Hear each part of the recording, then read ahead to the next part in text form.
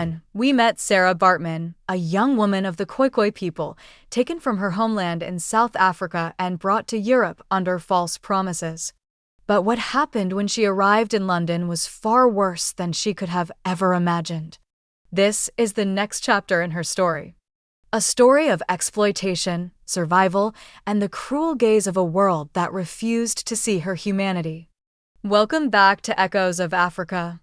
This is Sarah Baartman, Part 2, A Life on Display. She was no longer Sarah. In the eyes of Europe, she had become a product, a performance.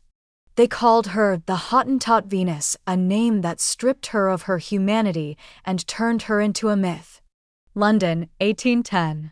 Sarah Baartman arrived in London filled with uncertainty.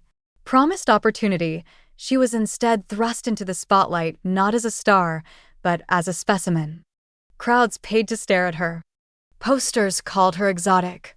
She was forced to dance, pose, stand for hours, half naked, alone, objectified. And when she resisted, when she grew tired or refused to perform, she was beaten, threatened, starved. Exploitation in plain sight. Sarah's so-called handlers Hendrik Cesar and William Dunlop profited from her body. They claimed she did this willingly. But in truth, she had no control, no rights, no legal protection. Even in a country that had outlawed the slave trade just years earlier, Sarah's suffering was legal because it was disguised as entertainment. Scrutiny and silence. Eventually, British abolitionists took notice. They took her case to court in 1810. The question was she being enslaved? Or was this voluntary?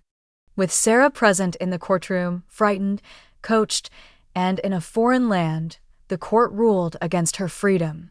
She returned to the stage and the cage. And when London grew bored, her captors sold her once again. Paris, the final years. Sarah was shipped to France. There, her exploitation grew even worse. She was put on display in private parties, scientific salons, and freak shows. French scientists studied her body, measured it, sketched it, dissected it with their eyes. To them, she was proof of racial difference.